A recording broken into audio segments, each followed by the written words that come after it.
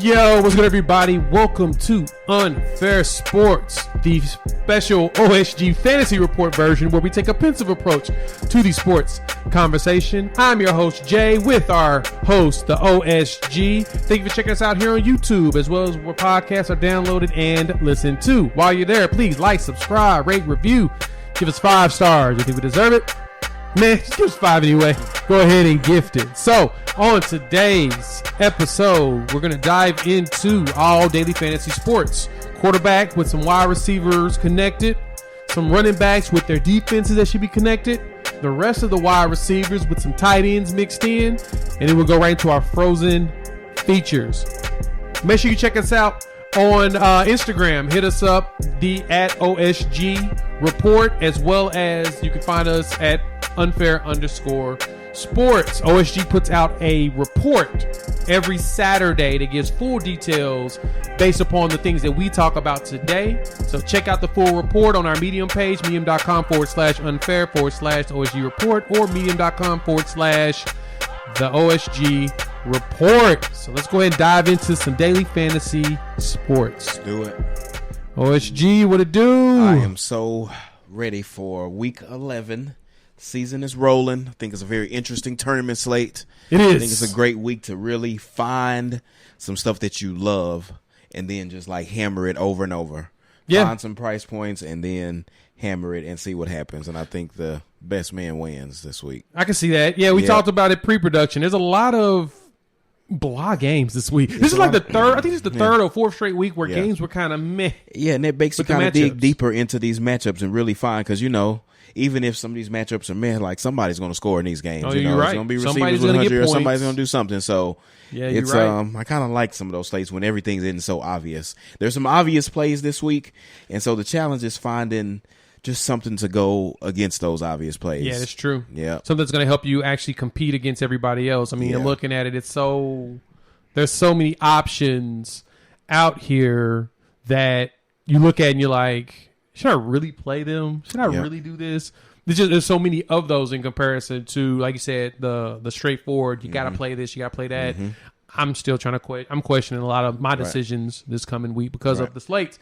I mean, of course, you got your big games. You got your Cowboys and Cardinals. You've got Chiefs. I'm sorry, Chiefs. Cowboys and Chiefs. You got Cardinals and Seahawks. As I was thinking them. And the Cowboys Chiefs will get a lot of attention. We'll get a lot of ownership for good reason. Yes. These teams play at a very fast pace. Dallas games average the most plays right now. Yep. And the Chiefs are pretty much, I believe, like third or fourth, so not right far behind them. So high pace games, really, lots of plays, lots of snaps. It's interesting that the Chiefs are favored in that game, though. I think. At home, they are favored at home. It makes sense. I don't know. It only makes sense because, to me, they're 2.5 point favorites. What it looks like. So Vegas, in theory, do not see it as a neutral game. They see the Cowboys as a slight advantage.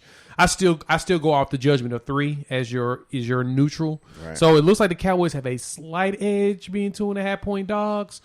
But at the same time, it makes sense being in Kansas City. Even as bad as KC's defense was, they're on a 4-game winning streak. Right. So it makes sense that they are starting to find their groove. So we got to see if Dallas can continue their grooves as they continuously go up and down. So we'll jump into quarterbacks. Like I said, quarterbacks with wide receiver stacks, little running back defense stacks. We'll go all the rest of the wide receivers with some tight ends mixed in that we like.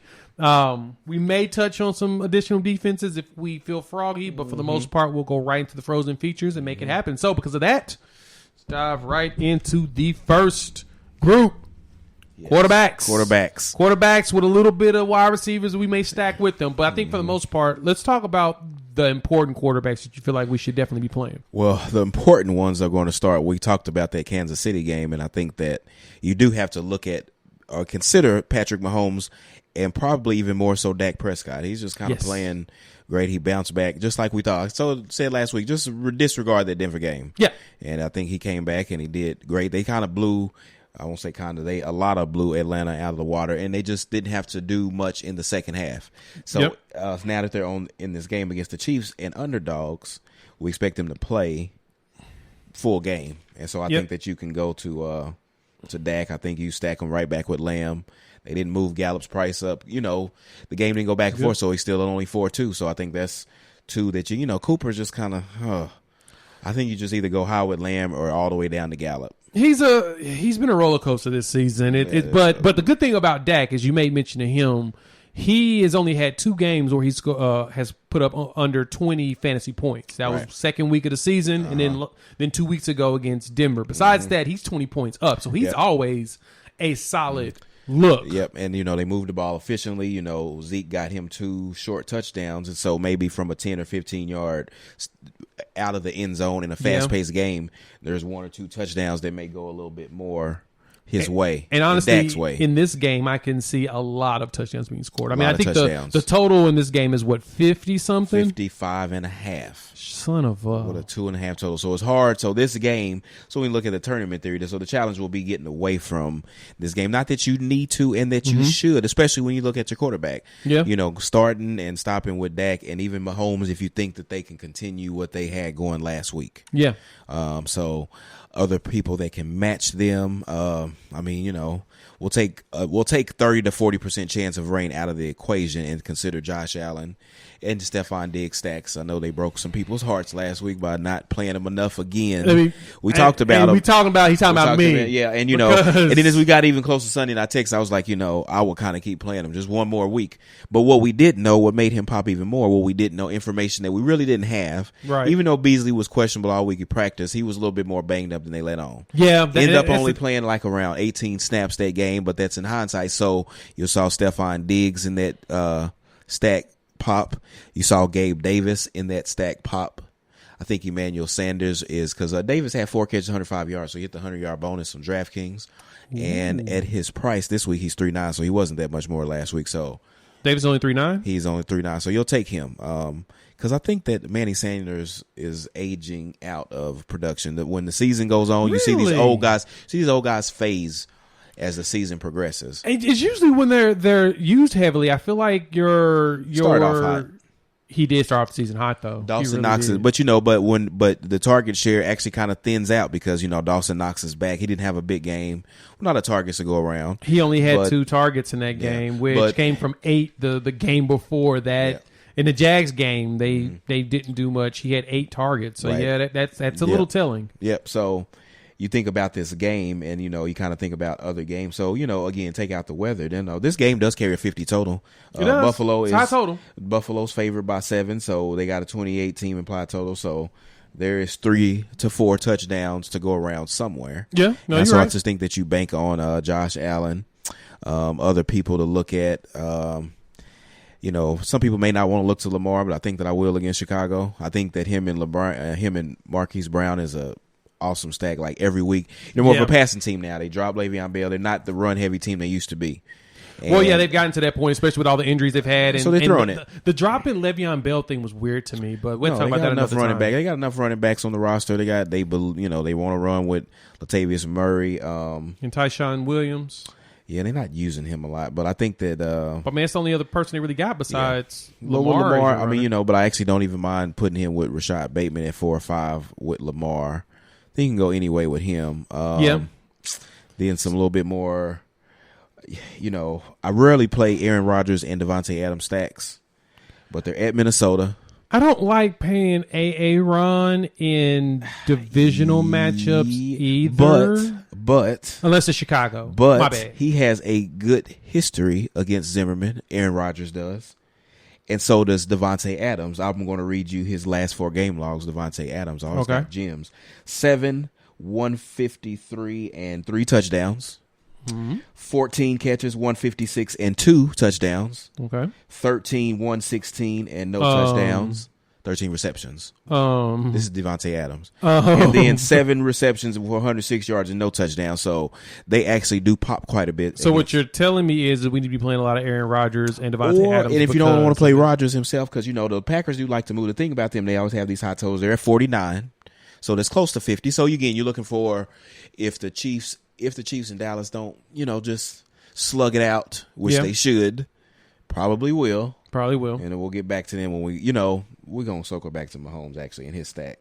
So I think you can look at him, Aaron Rodgers. I think you consider him. They play a little slow pace, but if they score 2 and 3 touchdowns and they all go and it's all Rodgers and Adams, then it works.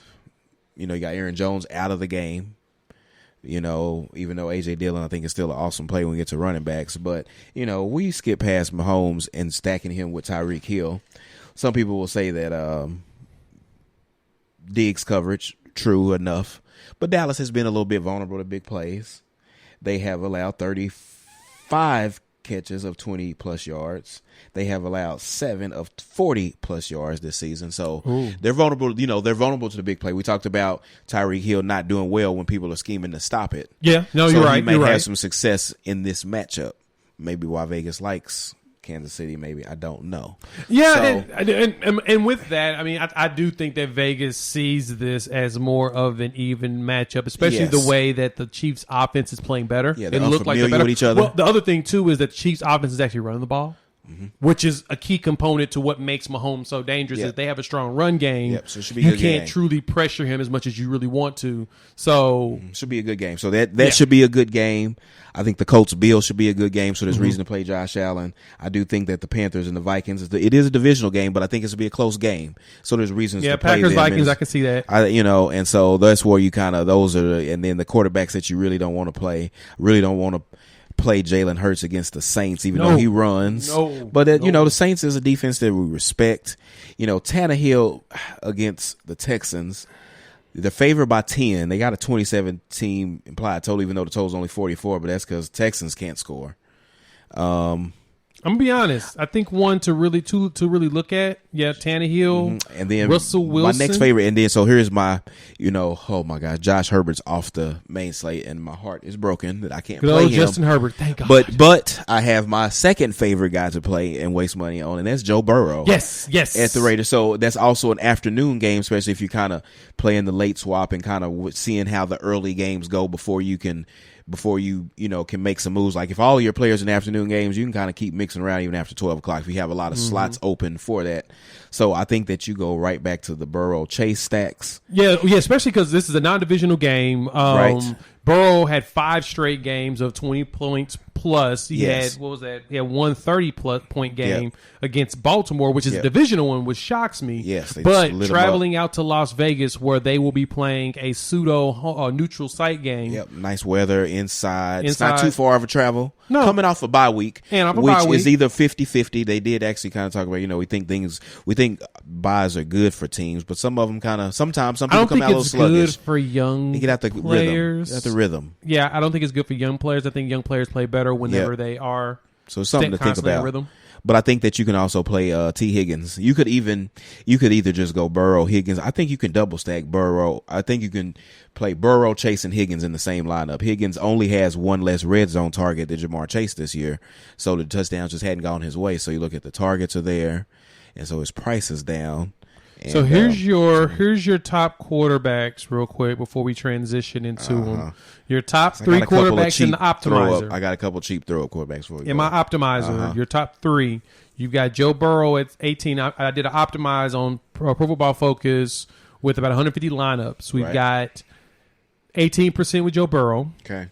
We've got 11% for these 2 quarterbacks, Baker Mayfield, Cam Newton, and then 10% Ryan Tannehill. So they're looking to spin down. So that builder, so that's favoring the spin down at quarterback method because, some of these. And then you got Aaron Rodgers at 9% and Josh Allen at 7%. So they're liking to spin down. So they're getting out of the guys that we traditionally go with because they don't see some people them. like to spin down at quarterback. Well, they don't see that like last week. So the last 2 weeks before the last 2 weeks, your top scorer was quarterbacks. It was Lamar Jackson and Tom Brady. Yeah. Last week, our top quarterback was like 5th in points, maybe 6th. That was Dak. Right. So because that number, I think he had like 27 something. Your top guys was wide receivers. It was just him and Allen last week. It wasn't a lot of great quarterbacks. Exactly. They didn't really anybody else do anything. Well, Mac Jones had a solid game. But who was the cheaper? Who else besides Burrow did you say on that builder? On that builder, you got Baker. Who was that? You got Baker. Cam Newton. Sound like Baker. Aaron Rodgers.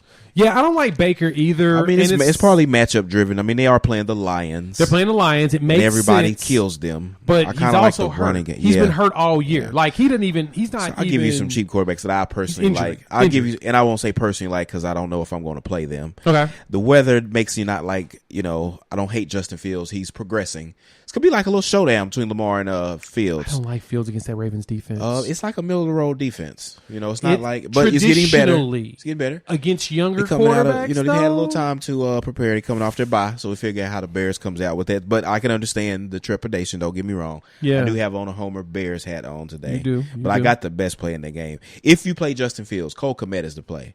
That's the Bear I was gonna recommend. It's cheap. He's been getting steady targets here as of recent, and you can save the money there. Jimmy G is in a good spot against Jacksonville. He's got the connection with Debo going on if you want to stack that. Good God, Debo is eating. There's nobody to stack him with except for Adam Troutman, but, Simeon at 5'3", he did throw for 298 yards. He's not the worst quarterback in the world the way they have him playing this offense, and I think he's even better if you get Kamara back. And that's just going cheap. If Baker plays, they should maybe be letting him rest. If they did, I think you could look at Case Keenum at 5'2". So if they like Baker, if for some reason he can't go, I think you can look at Keenum in a one-game sample or go against Detroit. And the last guy, of course, is Cam Newton. You talked about him and DJ Moore. And if he plays like, I don't know. Week. They play in Washington. That's a matchup that you can beat. And so I don't know. We don't even know really what kind of offense they're going to run if he's a full-time quarterback yet. He's maybe trending towards starting, but I don't know. Yeah, that's what Rule said. He's trending. He said that on Wednesday. So you can – there's some no options chance to that look PJ down. Walker There's no chance. And if you really – I'm not going to play Carson Wentz at 5'5" or Tua at 5'5", but, keep him as options, though. If you plan on spending up open. on the skills positions, there's a chance. This is a week that you can – again, if you find something that you like, because, I talked about Tua and I said I don't want to play him, but they're playing the Jets. They're favored by 3.5. They got, and he's only 5'5", and he actually, there's some players that he likes, Jalen Waddle, and, they have decent games with him at the run, and the Jets are starting Joe Flacco, and so it should be a lot of short fields for the Dolphins. That's true. All right. We're going to move ahead and transition right into running backs. Okay. Running backs, defense stacks. Forget the rest of the receivers, too. Yeah, and we'll get to them on the other side of things. So running backs. Because I think, yes. I'm going to say this. I'm going to go ahead and open up with our top 3 running backs on here. Okay. Christian McCaffrey's overpriced. I wouldn't touch him against Washington. Actually. He's 8.9. I don't think he's overpriced. He hasn't done much this year. He scored 26 DraftKings points last week. I mean, without scoring a touchdown. He got vultured for 2 touchdowns. Yeah, 13 carries, 95 yards, 10 receptions. And they got him 26 points. And you know what? PJ Walker didn't run like, they or opposing defense would expect him to. When things break down, like he actually changed the game plan to when things break down, dump it off to McCaffrey. Yeah. It went back to the old school. And they worked for Carolina last week. It did. They rolled, in fact. They did. Even though they kind of went back and forth with little PJ Walker and Cam. And Cam walked in and scored 2 touchdowns. Christian McCaffrey at full strength is like a 9.6 to 10K running back. So at 8.9, while he may seem overpriced, he could be underpriced. Because he's probably going to be the highest priced guy on the entire slate. Because Adams is 8.4, who's he's the number 1 guy running back. Too cheap, to tell you the truth. So Christian McCaffrey's your number 1. There's always reason to fade the most expensive guy, but he's at home. They're favored, and those are things that you look for. And he's got a defense that you can pair him with, because the Carolina defense is actually really good, and so they're good. Like they don't allow a lot of stuff. They're decent. I'm not going to disagree with you there, because I purposely got Carolina's defense because of how good I believe they are. And if you play offensive players against them all season, and you keep trying, it's not been working. Yeah, if you've been stacking them against them, it's not working this year. Jonathan Taylor. So running back this week is really where it's always this cornerstone thing with finding some running backs. Again, you find what you love and hammer it. So are you wanting to go cheap with some of these running backs that we'll go through, or do we start at the top? Like you said, Christian McCaffrey, he has this floor. Like you said, 26 DraftKings points, did not enter the end zone. Yeah, you're right. Jonathan Taylor is just killing. You play him every week. You do play him every week. Like you got the money, you play him. It's a tough matchup on paper against Buffalo. So that's the thing with trying to figure out if you want to go against that, because they're still a decent moving offense. They're not incompetent, and they know that they can use Taylor in good ways. And so was that Robinson that Jacksonville was deployed against Buffalo that week? Yeah. Didn't he have a pretty solid run week against them? I mean, they still didn't do much, but they controlled the game. They got the first downs at the end that they needed to run the clock out. I know that much. Yeah, he. Let me go look at this log. And it's a 50-point total there. Why you pull that up? Dalvin Cook. So he didn't play against Buffalo. Okay. So Dalvin Cook at 8-2. He's just like on the brink of us. He has the most stops at the 1 yard line than any running back in the league. I heard that stat. And so, oh God, I know. That's and bad. he still won somebody. You saw that lineup I showed you. He still crushed and finally got in. So you think so as many times, and there was like multiple times in a row that he didn't get in, and then he didn't get in on that drive at all. So he's left so many points on the board. Even when you look at his game logs, I'm like, oh, he's been doing decent. He's been doing good. Yeah, that was Carlos Hyde that ate up Buffalo. 21 carries for 67 yards. Not good average, but No, but they kept running the ball. So that's kind of what you do, against them. They do have good coverage in the secondary. Yes. And so, maybe you do try to control the clock. Maybe put Josh Allen on the sideline might be their game plan. So there's a lot of reasons to play them at 8-3. Cook, I think you keep playing him. Even the Packers, their defense is, once again, a good defense. Very underrated. That's what I said. They keep on DVOA wise. I think they're top 10 DVOA. And I kept saying that every week. Like, you can play Green Bay every week. They're just so solid. This floor that they have, and they're never overpriced. And they finally hit last week. They had 17 against Seattle last week. That was a great defense last week. It was 2,900 last week. And they had been that price like 2,800, 2,800, 2,900. But I think you can look at him. Kamara ended up not practicing this again on Thursday, which I thought he was going to. So that really scares me. Yep. And plus they overwork him. It's kind of he's starting to get what Christian McCaffrey was dealing with, being overworked. Just hurts the whole team when he's out. When he's out. We talked about Chubb pre-show. So if he plays, I think he's a great play against Detroit if he steps back in. They're home, heavily favored. Detroit just can't stop anything. We saw Philly run all over them. Zeke at 7-7. I love Zeke. You can play anybody in these game stacks. This feels like a Giants game. I like the passing game for Dallas, but but see how they get, they drive, and then he can punch it in. So there is value there. Yeah. We talked about liking the Cincinnati Raiders game. So Joe Mixon. Yeah, there's some strength behind Joe Mixon playing, especially the way the Raiders played defense against last week against the Chiefs. As many yards they were giving up on the ground. It was that Damian Williams that was out there. They're giving it to Bum. So yes. So now you give them to a quality running back who knows how to not only score on the run but also catch passes. Yeah, there's a good chance he could do big things against them. So the only thing with the Bengals offense, and we probably should talk about that, the Burrow stacks. Sometimes they get into games where they don't protect him well. Yeah. And the Raiders don't have a bad pass rush. They don't. So that's something to keep in mind in that game, especially when if Burrow in the pass game is popular, we talked about the ownership in the middle make a tournament. If they're popular, maybe play Mixon as leverage off of that. That's true. That's true. If Burrow, if the game still is a good scoring game and Burrow or Chase don't get there, it's probably because Joe Mixon scored a couple of touchdowns, had 100 yards, which makes sense. And they kind of got a lead and kind of had a lead and kind of killed the clock a little bit. So I don't hate Joe Mixon. It'd be a lot of Mixon and P. Ryan, but you won't get much P. Ryan because Mixon will be the one that does it. But the other thing to think about too is the way that Raiders defense plays against running backs. It's going to be replicated by Cincinnati. Right. Plus, with the Raiders having a good pass rush, a good to decent pass rush. Joe Burrow is one of the fastest release quarterbacks out there. He does the best under blitzes, under pressure. So the question is will the Raiders actually blitz? Well, they're going to have to at some point. Right. And if he gets time, that favors Chase. Yep. So interesting to see how that game plays out. So interesting. Okay, so let's keep going down the list. I never played DeAndre Swift, but he performs. They gave him the ball 30-something times last week against Detroit, against Pittsburgh. 32 carries for 130. Yeah, that's ridiculous. No touchdowns. The crazy part is he only had 19 points. Because he didn't really get a lot of pass work. Score. And he didn't get in the end zone. Not a lot of pass. He had 6 targets, 3 receptions. Not good. Enough, no reception. He's a guy that you're playing in hopes of getting 6 receptions. Yeah. Or he said he had 7 targets. He should have got 5 to 6 catches. So if he gets 2 more catches, now he's got 20 DraftKings points. That's true. And sometimes a couple points makes a difference. AJ Dillon 6'2". They priced him up appropriately. They didn't leave him at 4.9 where you just everybody has to play him. Right. But I think it's a great spot for him. Okay, after that, so I fell for the James Conner trap, and I'm probably not going to do that again. I think we played him. And so, but the problem was that Colt McCoy was who, you ride it 1 week, and then they just suck. So those and that's why I don't like playing Swift. Because I think that a bad offense kills good players like that. That's true. Because if you're not getting in positions to score and smash it in, especially Connor, so if it's better if Murray plays but I'm not thrilled about him.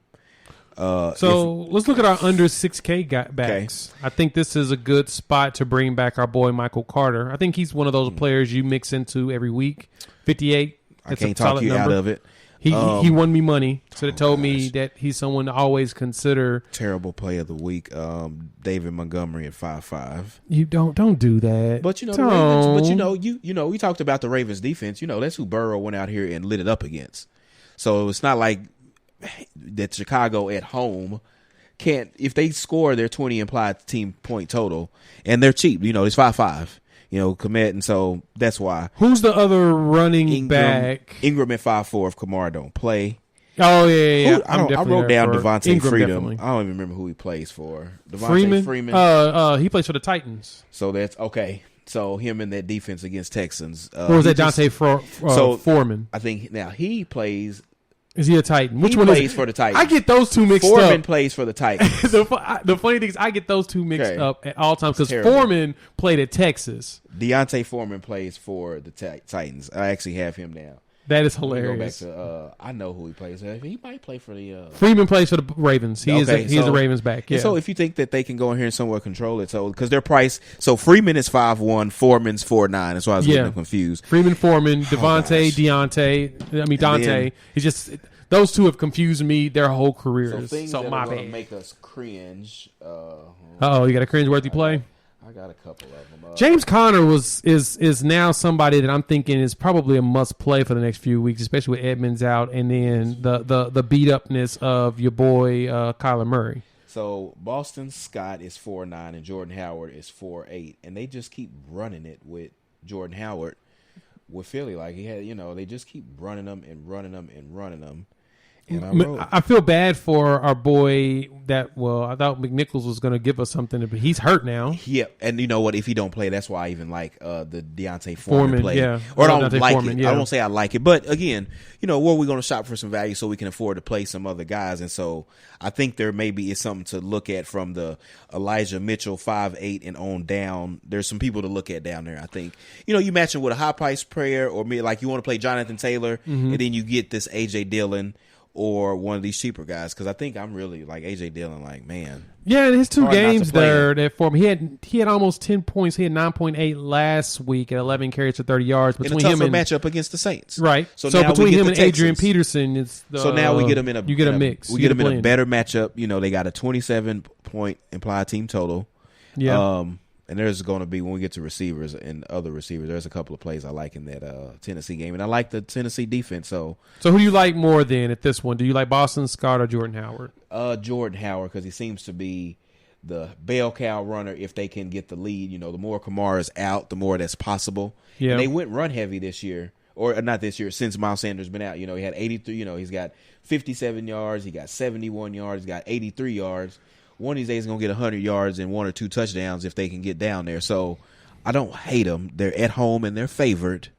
And again, the more Kamara's out, yeah. No, you're right. So you hate it, but you just play it and walk away. That's true. I do like Dearness Johnson as a potential if we're not seeing Chubb. But if Chubb's playing, it's 100% Chubb. Play, but what if Chubb don't practice until Saturday? And Dearness Johnson is kind of coming in with a hot hand, to be honest, will play the hot hand. They will play 2 running backs. Yeah, they'll play 2 running backs, but it's also Nick Chubb. You really don't need him to practice. Like, it's so okay. You remember what Philly did against Detroit? Maybe they just run with Baker banged up with no receivers to throw to, and it could just be like, would it surprise you that if both of these running backs have 100 yards and a touchdown, right, in Cleveland, Hunt and Chubb have done that?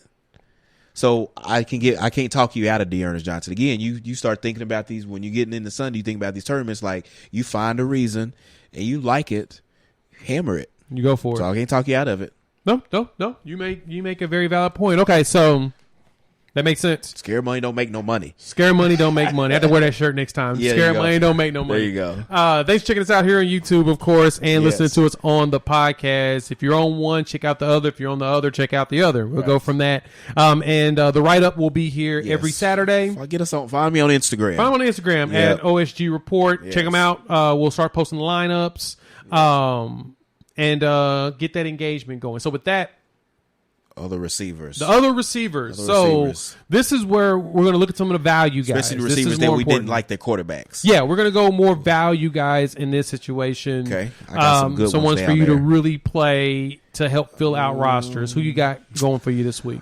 Let's start at the bottom of the barrel and go upwards. Let's start at the bottom of the tank. The cheapest. There's a couple down there. So we'll start from the very bottom. The cheapest one on the board is Nico Collins at 3.3. If you can stomach playing Brandon Cooks every week because of the receipt, like if you've been kind of playing Brandon Cooks, he's been getting some steady targets the last couple of weeks. I wouldn't be surprised if they see Davis Mills come back in the fold eventually, but he's only 3.3. Don't take much. We saw Marcus Johnson come into the fold in Tennessee at 3.5. Julio's gone. The tight ends are just not doing anything in Tennessee. No, none of them are. And Westbrook. He's not it. No, we hadn't seen Tennessee have to really get into a back and forth game, and it may not necessarily be this week either. No, this is kind of been in control of the games the past couple of weeks. So, but Marcus Johnson popped last week, and he's only 3.5. I think Quez Watkins is the best option with Jalen Hurts. Rieger isn't it. Devontae Smith kind of had a couple of weeks back to back. So, when Howard or Hurts is decent, because, again, we look at the Saints matchup, don't we expect Devontae Smith to get the Marshawn Lattimore treatment? Yeah, we do. So, if Hurts is productive in the air, it's got to be somebody. Duvernay, he seems to be over Watkins. It's like Brown, Bateman, and Duvernay, 3 wide receiver set, and Andrews, because they're not running the ball. So I find a reason for that. We talked about Gabe Davis popping because Beasley was a little banged up. And Manny Sanders is aging out of production. We talked about Gallup at 4.2, even though we talked about the stacks. Oh Lord, I don't know. I stopped playing Rasta Brown at 4.3, but he actually, even as bad as Detroit was against Pittsburgh, he had a decent game. Just got to get in the end zone. Some of these guys got to get in the end zone. Bateman is 4.5. And that's the thing, like Bateman at 4.5 and Duvernay at 3.8. Those are the number 2 and 3 receivers in a pass-heavy offense. Which is some wild things to truly say. So when you talked about, don't want to stack Lamar, you can get some cheap options. You don't have to go with the high-priced tight end at Mark Andrews. You stick to Marquise Brown. But, those are some the biggest Anderson. problem, though, with Bateman and Duvernay is that you're going to get about 9. I mean, you'll get the value of their price. Yes. And it's not the most fast-paced game either. Yeah. But, again, if they... And that's the thing to look about. Now that I think more on it, you want to get the guys at their price. Who's going to get you the most value at their price? Who's going to get you enough points to justify spending the money? Right. Justify the roster spot. Really explain the roster spot to them. Have that line. Have it telling the story for you. Yeah, because Duvernay got 8 points on week 9 and 8 points week 10. That's worth 3,000. And if he gets in the end zone on that production, if he scores a touchdown, that goes up to like 17. You got double digits. It's a double-digit number from a guy that's only 38 points. And they got some speed, especially Duvernay. You can get Duvernay can catch a bomb. He can get one and take off. He's got that kind of speed where he can catch and run. Okay, Agreed. So let's move up there. Beasley's been questionable. So is Sammy Watkins back? It doesn't matter. He is, but he's behind those 3 receivers. Yeah, he's priced more, which is very interesting. He's done. Mooney at 5.2 if you think Fields is going to do anything. T. Higgins at 5.4. I think he's a great value. What do you think about Deshaun Jackson as a potential deep threat as he's coming back to his roots of that? Yeah, because I think he fumbled on a bomb that he caught like or a something. dummy. He pulled a Deshaun Jackson. Yep. That's but basically if what he do did. that, so if he's not acting like himself, then that actually is a solid play. I really like Hunter Renfrow again at 5.8. I play him every week. Hunter Renfrow we kind of looked at what would happen with the Raiders after Ruggs, and so Edwards didn't pop. Waller's always him. I think Renfro's just like he's just consistent. He's like Cooper Kupp on drugs or Cooper Kupp downsized. Diet Cup. He's Diet There you Cup. go. He is Diet Cup. Shouldn't say on drugs. He's Diet Cup. He is great value Cup. Yes. And then, there's more value. So if DJ Moore at 5.9, if he's going to have a good game, like if Cam's going to make him have 100 yards and a touchdown, then he's underpriced. We was paying $7K for him. We were paying 7.5. We were paying for him in this 7.5 range, and he's down there. So is Tyler Lockett. Like I don't know if Russ was cold. I don't know if Russ was just rusty. Yeah. or if Green Bay's defense was maybe very good. But it is a divisional matchup that I really hate playing Arizona and Seattle because it's always these two teams in San Francisco in the division. The games just never get to the total. They don't. They just play tight divisional games. But, Lockett is $6K, and that's just cheap as he's going to. Like, what if he go out here and he has 15 catches? Like, and we've seen that from him, to have double-digit catches out of the slot, just completely whipping somebody on the inside where everybody's guarding DK on the outside. We talked about Brandon Cooks every week. Pittman had a low game at 6-1, but, Yeah, I'm looking at this. It's kind of funny talking about the value and stuff. Like, Michael Gallup is one I'm liking every week as someone that Dak will potentially start hitting more just because he's a quick play. But at his cost, this week he's 4,200. Last week he was 4,000. He scored 7 points. When you talk about Duvernay at 38, he scored 8 points. Yeah, so you see that. And I think that you see the pace in Dallas that they're going to, if this game really goes back and forth, because they didn't really have to throw the ball in the second half. Right. But he was going to him in this first half, kind of like Lamb. Like, Lamb was about to blow up if Atlanta would have kept the game competitive and kept Dallas throwing. And so I do think there's a lot of value in Gallup. We kind of talked him up last week as really good value, and I think you can go right back to him. I agree. Right I agree 100% back to there. him. Let's see. Final set of wides that I think I'm going to go a little bit closer to the high guys. Yeah, the guy, and you don't always have to even tell you why to pay some of them. Even with your boy Flacco throwing the pill, Corey Davis might be somebody to consider. If we think and so if you like Corey Davis, and then pivot off of him again in the same lineup and look at Crowder, because maybe Flacco goes in the slot a little bit more. Maybe he goes underneath. Yeah, Jameson Crowder is always good for that. Yes, he has those breakouts. Yeah. So if you think that they can be semi-functional against a divisional team that they know well. They know how to play against Miami. Who has a decent defense. I think they're very, very underrated. Like, you're going to pick on Miami like we would think, they play in Miami, they're terrible. Yeah. And if he does end up playing a good, cheap one that's probably going to have at least one explosive play like he typically does, is Donovan Peoples-Jones. He has a tendency of popping on one big 60-yard touchdown, which gives him just enough numbers to justify having him on the roster. Right. He helped me win a week because I think I got 16 points off of him. It's like make us love him, don't they? Exactly. That Cincinnati game. I mean, week 9 he had 16. In week 6 against Arizona he had 29 points. Yeah, I could see myself end up with a decent amount of Gallup, and if I have to save money. Peoples-Jones is a really good one for that value. I could see myself playing Marcus Johnson again. Okay. I kind of heard somebody talking about him. He's like this quality guy and a good receiver, but he's like every time they got to kind of move some stuff, they kind of wave him. But he's a good size receiver. He's not slow, and he's just always the eyeball out. But they kind of run out of options in Tennessee. You look at target tree, you look at easy pass to success. Like Gallup could hit.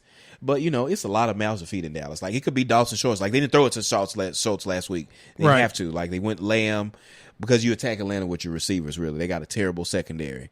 But, it's a lot of ways Dallas could go. You could go Zeke heavy. We can see Pollard catch a touchdown pass out of nowhere. You got 3 receivers. You got Schultz. So, really, I'm not going to talk out of Gallup, but, that's always a thing with Dallas. And we even talked about that last week. So, it's a couple of options. But you find the one you like. Find this, especially if you're stacking. If you're stacking Dak, play Gallup. If you're playing Allen, play Gabe Davis. If you're playing Tannehill or Tennessee defense, maybe do look at Johnson. If for some reason you like Jalen Hurts out there, play Quez Watkins down there. So your lineup should tell a story somewhat, or a game stack. Or if you're playing a game stack, then that's a reason to maybe grab a cheap piece. We talked about Tyler Conklin last week because I said play every piece in the Charger-Minnesota game. I like Keenan Allen. I like the, Cook. You play those pieces, and so you find a reason. So when you're stacking on one side, go ahead and pay that cheap piece on it, especially then in the game stack. So that's a good point. Yep. That's a good point. All right. So let's jump real quick into some defenses. Yes. As we talk quarterbacks, all the other positions. Thanks for checking us out, like I said, here on the YouTubes, as well as listening to us on the podcast. Wherever you get your podcast, please like, subscribe, give us a comment, rate, review, and do that like you should do. Real quick on a couple defenses before we jump into the frozen features. I hate that they're high priced.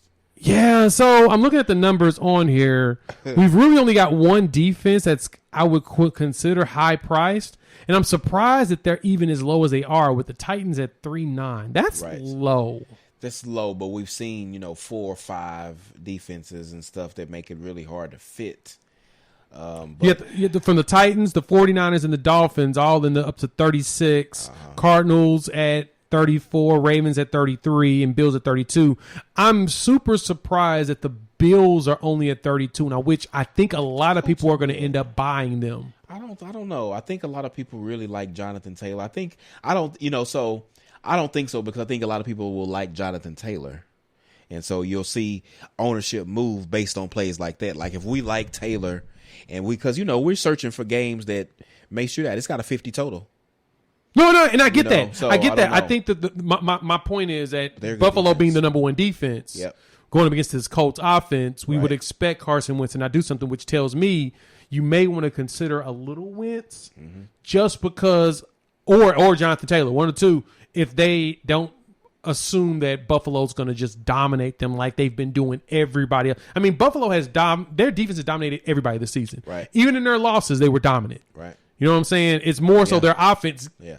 They lose their games because of Josh Allen. Yeah, and then when you look at the Buffalo defense, Wentz is the kind of quarterback that they can get to.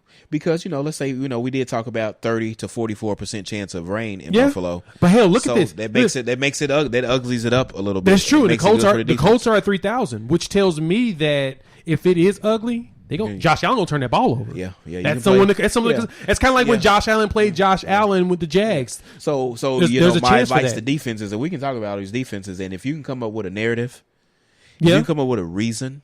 There's reason to play the Dolphins defense against Flacco. There's reasons after we saw what Russ did last week to play this Arizona defense against Seattle. Yep. There's reasons to take the Baltimore defense against the rookie quarterback in Fields. If you want to go cheap though, I'm gonna keep it a buck. I'm gonna keep it a buck on you, and you might be surprised I'm saying this. Take that Jacksonville defense against San Francisco.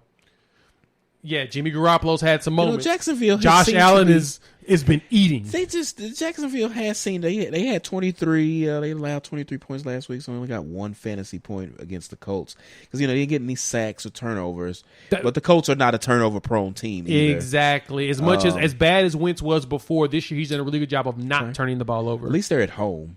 They're at home. They play early, so you got Frisco playing the dreaded West Coast travel early. So who is else? I think that you could for cheap. They got 5 points last week. If you don't have Rodgers and Adams, you could play Minnesota. I do like the Vikings defense against because they've just kind of always been the steady defense this year. But like you mentioned, Devontae Adams has eaten up Zimmerman, and this is their first game this year, so we don't really have a. So there'll be something to keep an eye on. And so when he goes off and you don't play Adams, be like, that Bears defense and Khalil Mack and them should potentially do something against Baltimore, but they'd be worth playing in some games. The only problem with them is that they have a tendency of going with negative points, which is not a good thing. They did lose. Washington lost somebody the other day. I forget who that was. Oh yeah, Chase Young. Yeah, and that so really I would not touch that Washington because we did say that PJ Walker and them did better, but you could still find reason to still try to attack them. Yeah, that's true. Actually, you know what? Washington against Ron Rivera, Riverboat Ron versus Cam Newton. It's going to be one of two things. It's either Ron Rivera is going to know what to do and really shut down Cam, or Cam's going to eat him alive in revenge. And so you take your bet. Might be a play. You take your bet. Maybe a play. Which one you want? It might be worth it. You look at the Carolina defense. We talked about them being good. You're playing Taylor Heineke. Gibson looked a little healthy, actually. Look at I didn't really talk about him at running back. He was on the list. He had a good game last week. They came off a bye. Yeah. And we did, and you know why? We didn't even think about that because we don't play running backs against Tampa Bay. We're scared of that. That's true. But they went out there and they dominated that game. So if you think, yeah. No, go so ahead. There's so one last one I think that you should definitely consider for this week, even though we know this is going to be a shootout. That Cowboys defense. I actually don't mind them. They're probably going to get 2 turnovers, and I don't mind Philly defense. They went up there and they wrecked Bridgewater and company last week. Yeah, they're pretty high. Well, they're 29, so 29 is not bad. And so if you might have, if you thought I was crazy for saying that Trevor Siemian might get the 300-yard bonus this week because he did get 298 yards last week. So I think that the Philly defensive line isn't that bad. Mm-hmm. They are a team that you throw on. Like, the Saints just don't have any talent. And like, honestly, It's weird how they're playing so well right now. We didn't even really talk about tight ends, but if I played Simeon, I'm gonna play him with Troutman. Yeah, it's true. These tight ends keep beating Philly, and he's been getting steady targets. So I don't hate the Philly defense because that's the best. That's your best weapon is a Simeon Troutman stack. We just seen them. They did. Philly's defense in that. 6 at 2-9. I don't hate that. Yeah, don't hate that at all. And I don't even hate the same Saints defense in the same game at 2-9. To tell you the truth, same price. Yeah, both. You see that sometimes. One of the two is gonna have a dominant performance. We just don't know which one. Yeah, because the Saints look good. Their defense was pretty good last week. Offense wasn't the best, but they went out here against Tennessee. Like that Tennessee, it was 23-21, and that was kind of just some points that eventually happened. But most of that game moved really slow. And it took a while for those points to accumulate for Tannehill and that Tennessee offense. So there's a respectable defense there. Yeah, that's a good point. Yeah. Okay. All right. So do this every week. This is the rough week. PHrozen PHeatures. Yeah, it's been a rough 4 weeks to be absolutely honest. But this is our coldest of cold takes.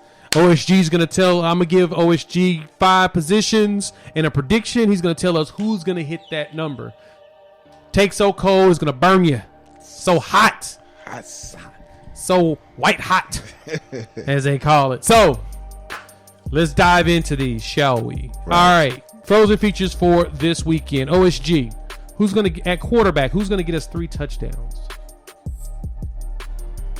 Eliminate your top 5. We're going to go off the radar. So, since we can't do the top 1, 2, 3, 4, 5, that's easy then. Because I was going to say Dak, but he's the 5th on the price list. Okay.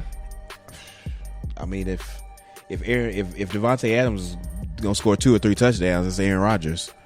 We talked about Aaron Rodgers having a good history against the Vikings and Zimmer and the head coach.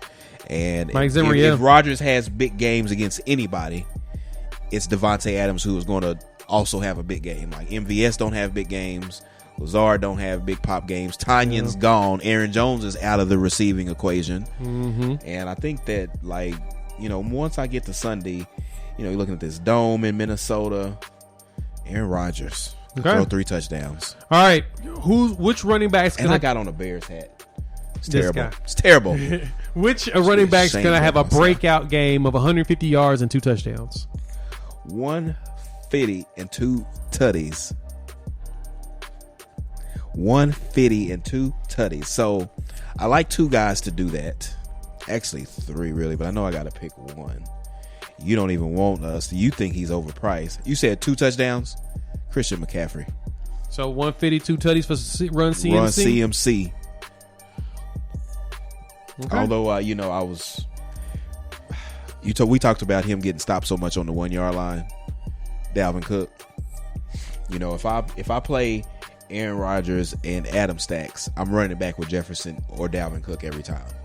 Okay. So just keep that in mind. Okay. Wide receiver, 150, 2 tutties. I mean, Devontae Adams. He's got the history against them. Although, and that's like 2, he's like, we just take him off the board because I think that Adams is just like this big popular no-brainer play. Yeah. But we talked about that game stack in Kansas City Chiefs. Like, we're going to have 2 receivers to do this. I think Tyreek Hill has a big game against Dallas. I think it's a shootout in every which way. And I think that the 2 high-priced receivers are worth the price tag and going to pay off their tags this week. Like, obvious, but I think they hit this week. We didn't really talk about them, but we're going to talk about, we'll pick a tight end. What tight end's going to get us 100 yards receiving this week? 100 tight ends. So if Hill has a big game, then Kelsey probably will not. Well, they might both. They could. If it's the heavy volume, like they could very well have big games in the same game. Like if Mahomes, we need Mahomes to show up and throw for 325 yards. Like we need a big Mahomes game. Part of the problem is it's the only 2 weapons they have. They don't have any ancillary receiving pieces. Yeah, so you Pringles, can key Harmons, in. So it's just after these years of watching them play, it's just becoming easy to zone. It's just to zero in on. Yeah, zero. I mean, easier said than done. But so enough talk. He had a good game last week. Like, he's healthy, and I hate touching this offense because the quarterback. But let's go with George Kittle this week. Kittle a little off the board. Even after a short week, huh? After a short week, good matchup. Jimmy G's actually just not playing the worst football in the world. Like, that's true. They went out there and lit the Rams up on Monday night. They did. They kind of playing hot. Like, this is the time. Like, it's November. This is when you start playing football. And, they got to catch up in the AFC West and to the Cardinals. And, but they got a game again. They got some matchups out there. But, they could go out there and just roll over Jacksonville. Okay. Go back to reality. All right. So, OSG, what defense is going to give us 3+ sacks and a turnover?